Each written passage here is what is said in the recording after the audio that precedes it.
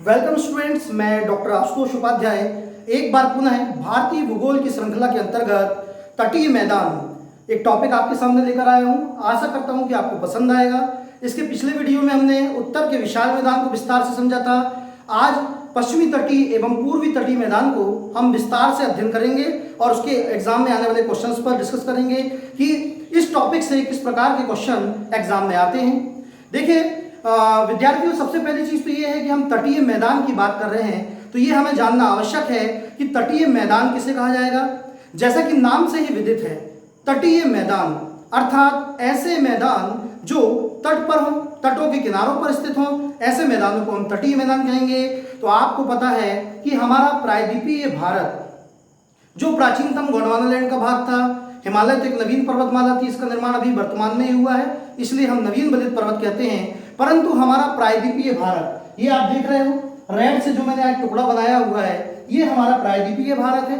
यह हमारा प्रायद्वीपीय भारत समुद्र के बीच है, तीन ओर से घिरा हुआ है, इसलिए तो हम इसे प्रायद्वीप कहते हैं। प्रायद्वीप अर्थात ऐसा भूखंड जो तीन ओर समुद्र से घिरा हो और एक ओर स्थल में जाने का रास्ता हो, उसे हम प्रायद्वीप कहते हैं। और ये क्षेत्र का जो भारत है हमारा, इसमें इस भूखंड में जो जनसंख्या निवास करती है, यह हमारा प्रायद्वीपीय भारत या दक्षिण भारत कहते हैं।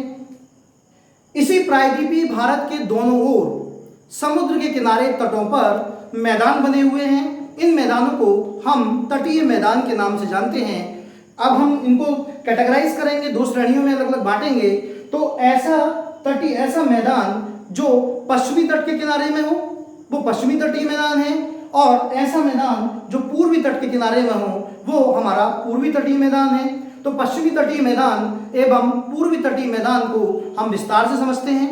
देखिए, सबसे पहले हम बात करते हैं पश्चिमी तटीय मैदान। यदि आपको केवल आएगा तटीय मैदान तो ये ध्यान रखिएगा, हमारे प्रायद्वीपीय भारत, यदि इसकी डेफिनेशन लिखना होगी तो आप लिख सकते हैं, हमारा प्रायद्वीपीय भारत अरब सागर से लेकर बंगाल की खाड़ी तक दोनों ओर विशाल मैदान के रूप में फैला हो, तटीय मैदान के रूप में फैला है। इसके दोनों ओर में एक तरफ अरब सागर और एक तरफ में बंगाल की खाड़ी, इनके तटों के किनारे पर जो नदियों के द्वारा लाए हुए अवसादों या जलोढ़ निक्षेपों के द्वारा जो मैदान का निर्माण किया गया है, इसे हम तटीय मैदान कहते हैं। जो मैदान पश्चिम में स्थित है उसे हम पश्चिमी तटीय मैदान, एवं जो मैदान पूर्व में स्थित है उसे हम पूर्वी तटीय मैदान के नाम से जानते हैं। अब हम विस्तार से अध्ययन करते हैं इनको कैटेगराइज करने के बाद में। सबसे पहले हम बात करते हैं पश्चिमी तटीय मैदान। देखिए, चूंकि नाम से विदित है कि पश्चिमी तटीय मैदान अर्थात ऐसा मैदान जो प्रायद्वीपीय भारत के पश्चिम में हो, तो आप लिख सकते हो प्रायद्वीपीय भारत एवं अरब सागर। आप सभी को पता है कि ये वाला स्थान जो है, यहाँ जो समुद्र है उसको हम अरब सागर बोलते हैं, और ये जो स्थान है पूर्वी तटीय मैदान के किनारे वो हमारा बंगाल की खाड़ी है। अर्थात प्रायद्वीपीय भारत एवं अरब सागर के बीच में स्थित एक संकीर्ण मैदान जिसका निर्माण नदियों के द्वारा लाए गए जलोढ़ निक्षेपों या अवसादों के कारण हुआ है, उसे हम पश्चिमी तटीय मैदान कहते हैं। और पूर्वी तटीय मैदान किसे कहा जाएगा? हम बोल सकते हैं पूर्वी घाट।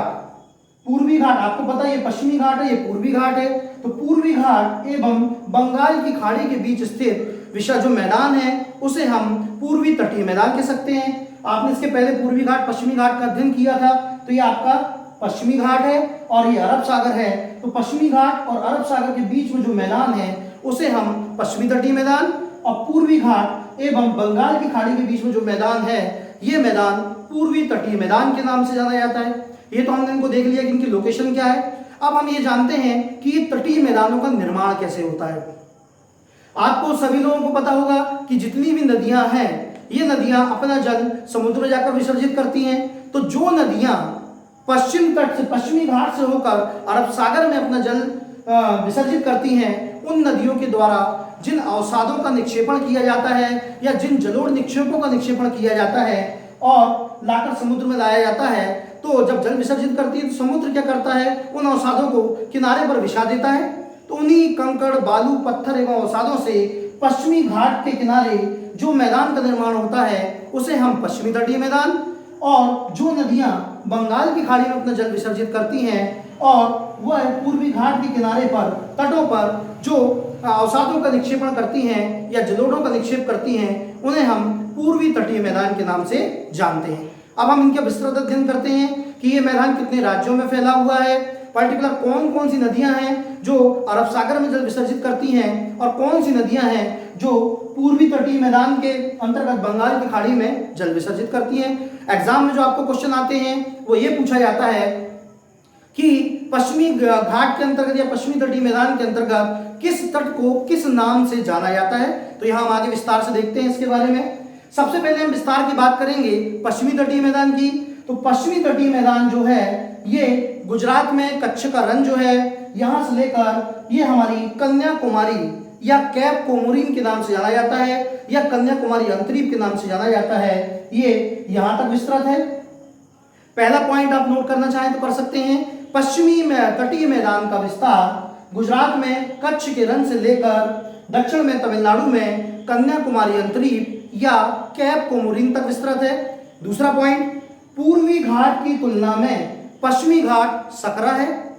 देखिएगा, दोनों का यदि कंपैरिजन किया जाएगा तो पश्चिमी तटीय मैदान जो है ये पूर्वी तटीय मैदानों की तुलना में संकीर्ण है यानी सकरे हैं। तो तीसरा पॉइंट देखेंगे, पश्चिमी तटीय मैदान जो है ये इसका सर्वाधिक यदि विस्तार की बात करेंगे तो नर्मदा एवं ताप्ती का जो मुहाना क्षेत्र है, इस पश्चिमी तटीय मैदान की सर्वाधिक चौड़ाई लगभग यदि हम बात करेंगे 80 किलोमीटर इस क्षेत्र में ही विस्तृत है। नेक्स्ट पॉइंट हम देखेंगे, पश्चिमी घाट की यदि हम चौड़ाई की बात करेंगे तो एक तो हमने देखा नर्मदा ताप्ती का मुहाना और दूसरा केरल राज्य। पश्चिमी तटीय मैदान जो है इसकी चौड़ाई दो जगह ज्यादा है, विस्तृत है और बाकी राज्यों में संकीर्ण है। तो दो राज्य कौन से हो गए, एक तो गुजरात नर्मदा ताप्ती का मुहाना है और दूसरा आपका केरला राज्य है। यहाँ पर पश्चिमी तटीय मैदान का विस्तार या चौड़ाई जो है अधिकतम है। और ओवरऑल यदि देखेंगे तो पूर्वी घाट के कंपैरिजन में पूर्वी तटीय मैदान के कंपैरिजन में पश्चिमी तटीय मैदान संकीर्ण है या सकरा है। अब देखिएगा, सबसे महत्वपूर्ण चीजें कुछ लॉजिकल चीजें भी होती हैं। आपने रिवर्स की स्टडी की है तो नदियों के बारे में जानने से पहले कुछ तकनीकी बिंदुओं पर हम विचार करते हैं। देखिए, एक नॉर्मल स्ट्रक्चर यदि हम इसके अलावा मैप के अलावा देखें तो हमने पश्चिमी घाट और पूर्वी घाट को एक आकृति भू आकृति के रूप में बनाया है। तो आप ये देख रहे हैं पश्चिमी घाट या पश्चिमी तटीय मैदान जो है ये इसका जो ढाल है, इसका जो स्लोप है ये काफी तीव्र है। और पूर्वी घाट की कंपैरिजन यदि पश्चिमी घाट से करेंगे तो पूर्वी घाट का जो ढाल है ये मंद है। अब ये मैं इसलिए आपको बता रहा हूं कि आपको ये तभी समझ में आएगा कि कौन सी नदियां एस्चुरी बनाती हैं, कौन सी नदियां डेल्टा बनाती हैं।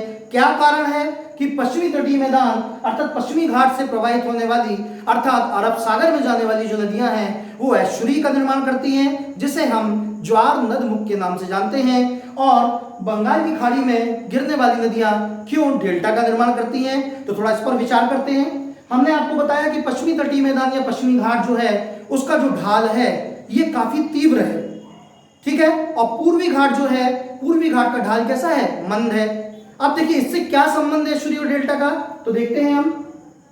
पश्चिमी घाट से जो भी नदियां हैं, आपको पता है कि बड़ी नदियों की बात करेंगे प्रायद्वीपीय भारत में तो नर्मदा एवं ताप्ती नदी है जो पश्चिम की ओर बहती हैं और एस्चुरी या ज्वार नदमुख का निर्माण करती हैं, ये डेल्टा नहीं बनाती हैं। इनके अलावा अरब सागर में जो जो नदियां जाके जल विसर्जित करती हैं वो सारी नदियां एस्चुरी या डेल्टा बनाती हैं। अब क्यों बनाती हैं, इसका रीजन हम देखें। हमने आपको बताया कि पश्चिमी घाट का ढाल तीव्र है, तो ये नर्मदा ताप्ती नदियां जैसे ही अरब सागर से खंबात की खाड़ी में जल विसर्जित करती हैं तो ये इनका स्लोप ढाल तीव्र है, तो इनको जो समुद्र में है मिलना है वो काफी तीव्र गति से और बहुत जल्दी ही मिल जाती है, मतलब बहुत जल्दी ही अपने लक्ष्य की प्राप्ति कर लेती हैं। अब चूंकि देखिए लक्ष्य की प्राप्ति कम करेंगी, कम समय में ही मिल जाएंगी, तो चूंकि इनका रास्ता ही कम होगा तो अपने साथ में अवसादों को एवं जलोढ़ निक्षेपों को भी कम ले जाएंगी। और जब ये कम ले जाएंगी जलोढ़ निक्षेपों को, अवसादों को, तो ये मैदान में जो भी अवसाद बिछे हैं इनकी मात्रा भी कम होगी। यही कारण है कि पश्चिमी तटीय मैदान जो है ये संकीर्ण होता है, इनमें अवसाद जो होते हैं ये कम होते हैं। तो आप देखते हो नर्मदा हो गया, ताप्ती नदी हो गया, और इनके अलावा हम पहले राज्य देख लें किन राज्यों में किस तट के नाम से जाना जाता है। फिर हम प्रत्येक में ये देखेंगे कि कौन कौन सी नदियां हैं जो एस्चुरी का निर्माण कर रही हैं और अरब सागर में जल विसर्जित कर रही हैं। अभी हमने इसका विस्तार देखा कि गुजरात में कच्छ के रण से लेकर कन्याकुमारी अंतरीप या जिसे हम कैप कोमोरिन के नाम से जानते हैं। यहां तक इसका विस्तार है। सर्वाधिक विस्तार की बात करेंगे तो नर्मदा ताप्ती के मुहाने में गुजरात राज्य में इसका सर्वाधिक चौड़ाई है, जो जिसे हम 80 किलोमीटर, यहाँ पे आप देख रहे हैं कि 80 किलोमीटर सर्वाधिक चौड़ाई है। और यदि बात करेंगे, चूंकि हम संकीर्ण बोल रहे हैं, ओवरऑल देखेंगे तो संकीर्ण है, परंतु सर्वाधिक चौड़ाई की बात करेंगे तो नर्मदा ताप्ती यानी गुजरात राज्य और इसके अलावा केरल राज्य में इसकी चौड़ाई सर्वाधिक है। अब हम देखते हैं कि इनके अलावा देखिए पश्चिमी घाट आपने जब पढ़ा था तो आप राज्यों की बात करेंगे या पश्चिमी तट के राज्यों की बात करेंगे तो मुख्यतः सबसे पहले गुजरात, गुजरात के बाद में महाराष्ट्र, महाराष्ट्र के बाद में गोवा, गोवा से नीचे कर्नाटक और कर्नाटक के बाद में केरला।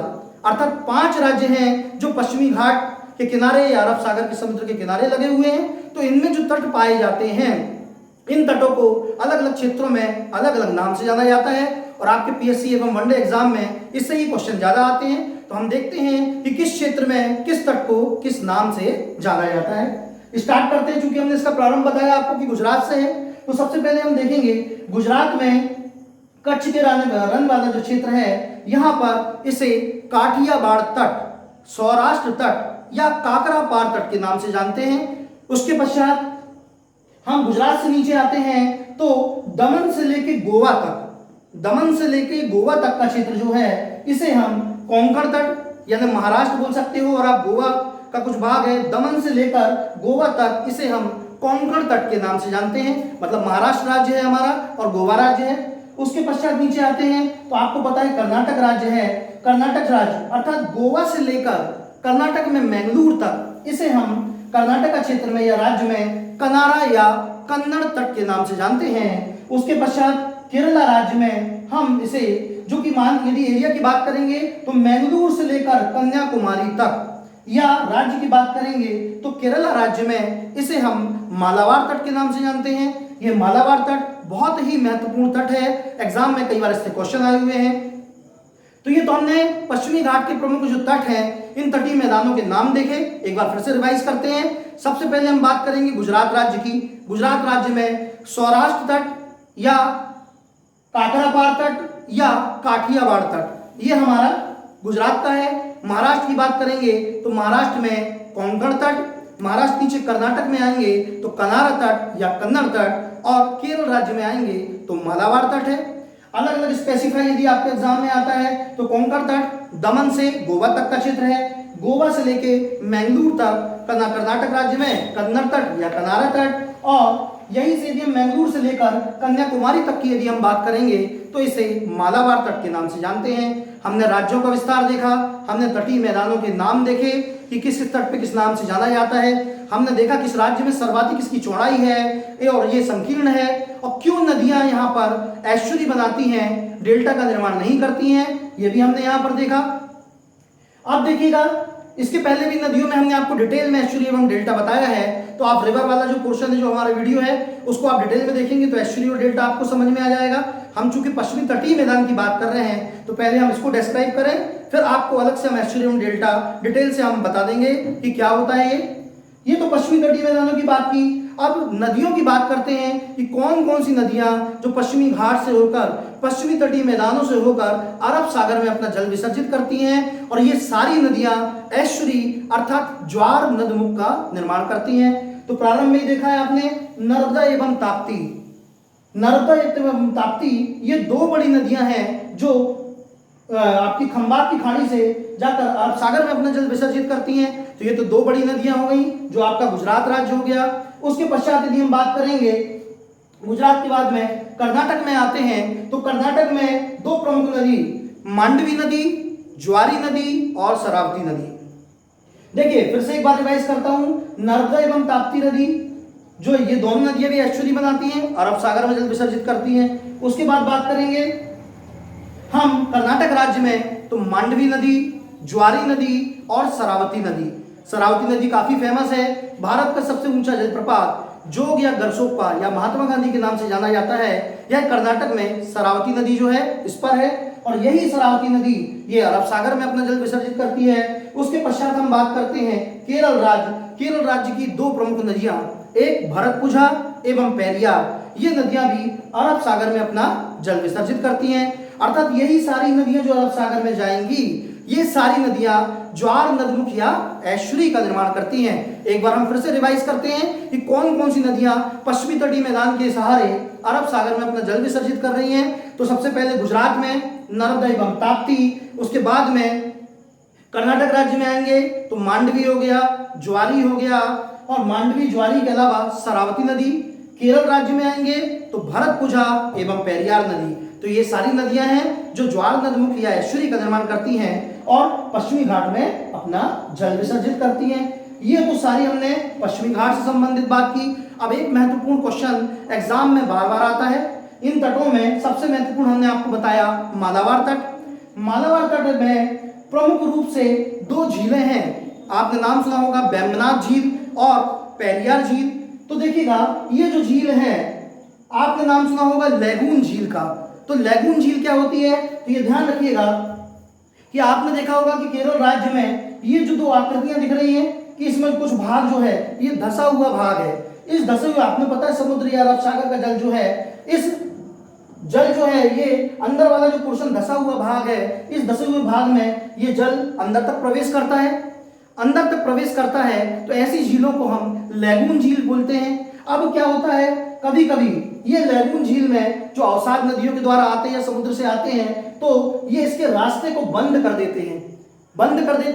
तो ये एक लैगून का निर्माण हो जाता है जिससे इस क्षेत्र में मछली पालन एवं बहुत सारे व्यवसाय किए जाते हैं। तो पूछा जाता है आपको कि, और खासियत ये है कि केरल राज्य में इन लैगून झीलों को कयाल के नाम से जाना जाता है। एग्जाम में कई बार क्वेश्चन आता है कि कयाल नाम किस क्षेत्र में लैगून झीलों का है। तो लैगून झील जो है ये जो धसा हुआ भाग है इसमें जल जो भर जाता है और बाद में अवसादों से ये बंद हो जाता है, तो इन्हें हम लैगून झील बोलते हैं। और इन्हीं झीलों को केरल राज्य में हम कयाल के नाम से जानते हैं। यदि हम एग्जाम्पल की बात करेंगे तो एग्जाम्पल में हमारे केरल की वेम्बनाथ एवं अष्टमुदी झील ये प्रमुख रूप से कयाल झीलों का या पश्चिमी तटीय मैदानों में लैगून झील का प्रमुख उदाहरण है जो केरल में हमारा मालाबार तट पर पाई जाती है। इनके अलावा एक पुन्नामद कयाल के नाम से प्रमुख है। पुन्नामदा कयाल ये फेमस क्यों है, क्योंकि यहाँ पर नेहरू ट्रॉफी का आयोजन होता है, जो नौका दौड़ प्रतियोगिता है इसका आयोजन इसी पुन्नामदा कयाल में होता है। ये तो हमने बात की पश्चिमी तटीय मैदानों से। अब हम बात करते हैं पूर्वी तटीय मैदानों की। पूर्वी तटीय मैदानों की यदि हम बात करेंगे तो हमने इसके पहले आपको बताया कि पश्चिमी तटीय मैदानों के कंपैरिजन में ये भाग जो है पूर्वी तटीय मैदान का भाग, इसकी चौड़ाई अधिक है और चौड़ाई अधिक होने के बाद ये समतल मैदान है। अब इस मैदान में यदि बात करेंगे, इसके यदि विस्तार की बात करेंगे तो महानदी के मुहाने से अर्थात उड़ीसा से लेकर ये तमिलनाडु राज्य तक ये पूर्वी तटीय मैदान का विस्तार है। अब पूर्वी तटीय मैदान की यदि बात करते हैं तो पूर्वी तटीय मैदान का सर्वाधिक जो है चौड़ाई यदि हम बात करेंगे तो ये उड़ीसा क्षेत्र में हमारा जो है क्षेत्र उत्कल तट जिसको बोला जाता है, इस क्षेत्र में सर्वाधिक इसकी चौड़ाई है और यह भाग काफी उभरा हुआ है। अब इनके हम तटों की बात करते हैं, तटीय मैदानों में किन किन नाम से जाना जाता है। तो सबसे पहले उड़ीसा की बात की है हमने, महानदी का मुहाना है तो इस उड़ीसा तट को उत्कल तट के नाम से जाना जाता है। आपने उत्कल तट के नाम से जाना जाता है। उसके पश्चात महानदी से लेकर गोदावरी तक का क्षेत्र जो है इसे हम उत्तरी सरकार तट, यदि राज्यों की बात करें तो आंध्र प्रदेश एवं उड़ीसा दोनों राज्यों में इसे हम उत्तरी सरकार के तट के नाम से जानते हैं। उसके पश्चात यदि हम बात करेंगे तो तमिलनाडु राज्य में इसे हम कोरोमंडल तट के नाम से जानते हैं और ये आंध्र प्रदेश एवं तमिलनाडु दोनों राज्यों में फैला हुआ तटीय मैदान है। तो फिर से हम एक बार बात करते हैं, उड़ीसा में बात करेंगे यदि महानदी के मुहाने की बात करेंगे तो इसे हम उत्कल तट के नाम से जानते हैं। महानदी से लेकर गोदावरी तक आंध्र प्रदेश राज्य की यदि बात करें तो आंध्र प्रदेश और तमिलनाडु आंध्र प्रदेश और उड़ीसा ये दोनों राज्यों की यदि बात करेंगे तो उत्तरी सरकार तट। उसके पश्चात तमिलनाडु और आंध्र प्रदेश में तटीय मैदान फैला हुआ है, इसे हम कोरोमंडल तट के नाम से जानते हैं, जो आंध्र प्रदेश एवं तमिलनाडु दोनों राज्यों में इस तटीय मैदान का विस्तार है। इन तटों के नाम एग्जाम में पूछे जाते हैं। फिर चूंकि लैगून झीलों की बात की तो एक लैगून झील तो हमने पहले केरल में देखी, अष्टमुदी झील या वेम्बनाथ झील। यदि पूर्वी तटीय मैदान की बात करते हैं, यहाँ पर भी उड़ीसा में पाई जाने वाली चिल्का झील जो सबसे बड़ी लैगून, खारे पानी की लैगून झील का उदाहरण है, यह उड़ीसा में पाई जाती है। उसके बाद में 2 राज्यों में विस्तृत झील। आपने जब झील वाला वीडियो देखा होगा तो मैंने आपको बताया था आंध्र प्रदेश एवं तमिलनाडु राज्य में एक झील फैली हुई है जिसे हम पुलिकट झील के नाम से जानते हैं, जिसका अधिकांश भाग आंध्र प्रदेश राज्य में है। तो ये पुलिकट झील हो गई हमारी। ये झीलें जो है ये लैगून झील का उदाहरण है। पश्चिमी तटीय मैदान में हमने बात की थी तो वेम्बनाड और अष्टमुदी। पूर्वी तटीय मैदान में बात करेंगे तो चिल्का एवं पुलिकट झील। ये झील हमारी लैगून झीलों का उदाहरण है। ये झीलें अधिकतम जो है खारे पानी की झीलें होती हैं। तो आज हमने विस्तार से चर्चा की है पश्चिमी तटीय मैदान, पूर्वी तटीय मैदान, इनके बीच में क्या संबंध है, दोनों के बीच में क्या डिफरेंस है, क्या अंतर है, और इनके तटीय मैदानों को किस नाम से जाना जाता है, कौन कौन सी नदियां अरब सागर में विसर्जित करती हैं, और ये सारी नदियां एस्चुरी या एस्चुरी का निर्माण करेंगी जिसे हम ज्वार नदबुक कहते हैं। और बंगाल की खाड़ी की नदियां आपको पता है, महानदी है, गोदावरी है, कृष्णा है, कावेरी है। ऐसी सारी नदियां जो बंगाल की खाड़ी में जल विसर्जित करेंगी, इन नदियों ये सारी नदियां डेल्टा का निर्माण करती हैं। और इसके पिछले रिवर वाले वीडियो में यदि आपको एस्चुरी और डेल्टा अच्छा डिटेल से विस्तार से समझना है तो आप उसको समझ सकते हैं। इसके पश्चात इन सारे एग्जाम में जो मैक्सिमम क्वेश्चन आते हैं वो इन तटीय मैदानों के नाम पूछे जाते हैं, तो इनको आप अच्छे से कर लें। और कोई भी यदि डाउट इस वीडियो से संबंधित है तो आप कमेंट बॉक्स में पूछ सकते हैं। यदि आपको ये मेरा वीडियो पसंद आया हो तो प्लीज इसको लाइक करें, सब्सक्राइब करें और शेयर करें, जिससे आगे भी मैं आपके लिए वीडियो बना सकूं। Thank you very much.